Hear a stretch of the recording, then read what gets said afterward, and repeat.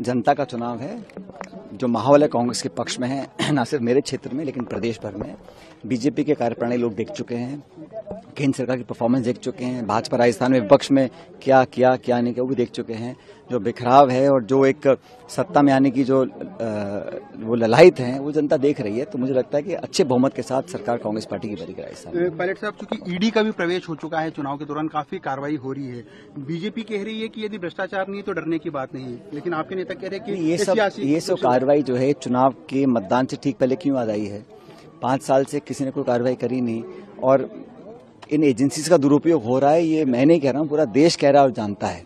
बहरहाल वो केंद्र सरकार में है, वो कर सकते हैं, लेकिन मुझे लगता है पब्लिक इस बात को जान रही है कि जो चुनाव की हार की डर की वजह से इस प्रकार एजेंसी का दुरुपयोग हो रहा है।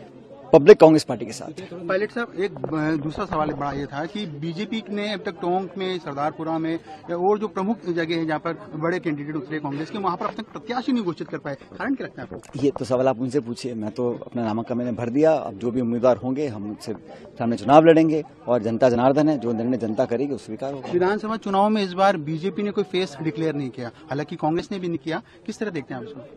इसमें देखने की बात क्या हो, तो उनका निर्णय बीजेपी का। हमारी पार्टी ने कभी ऐसा ट्रेडिशन भी नहीं रही है। हर स्टेट में हम मिलकर चुनाव लड़ते हैं, चाहे वो कर्नाटक हो, राजस्थान हो, मध्य प्रदेश हो, और जीतने के बाद विधायक सब बैठते हैं, जीते हुए विधायक बहुमत के साथ फिर नेतृत्व दिल्ली का तय करता है कि किसको आगे करना है। पायलट साहब, अभी आपने कहा कि बीजेपी में काफी फूट है, अलग अलग धड़े बने हुए हैं, लेकिन सियासी चर्चों में ये भी चलता है कि अशोक गहलोत और सचिन पायलट जो है उनके बीच में मतभेद खत्म हो गया, लेकिन मनभेद अभी भी है। ये पता नहीं आप कैसे कह सकते हो? आपने किसके मन में झांक के देख लिया? हम तो मिलकर काम कर रहे हैं, पार्टी के लिए काम कर रहे हैं। हमारा सामूहिक ऑब्जेक्टिव यही है कि कैसे पार्टी को दोबारा बहुमत में लेकर आए।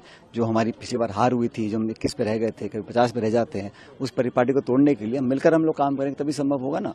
और ये जो है भारतीय जनता पार्टी के साथी जो बोलते हैं, तो उनको तो ये बोलना चाहिए हमारा 5 साल के लिए राजस्थान के लिए विजन है। वो तो सिर्फ धार्मिक मुद्दे, जज्बाती मुद्दों को लेकर सामने आते हैं।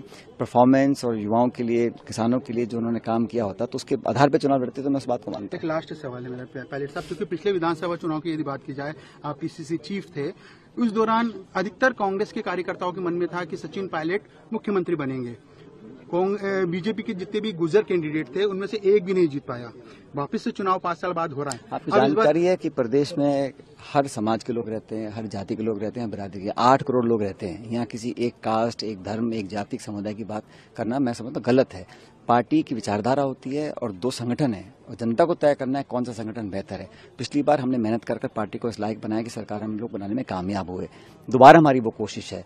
तो बीजेपी के तो आरोप लगाते रहेंगे, तो आप वो भाषा क्यों बोल रहे हो? आपको तो बोलना चाहिए कि 3 तारीख को परिणाम क्या आएगा, और मैं दावे से कह रहा हूँ कि परिणाम कांग्रेस के पक्ष में आएगा। अगर आप ये वीडियो YouTube पर देख रहे हैं तो हमारे चैनल को सब्सक्राइब करें और बेल आइकन को दबाना ना भूलें। अगर आप Facebook पर ये वीडियो देख रहे हैं तो हमारे पेज को लाइक करें।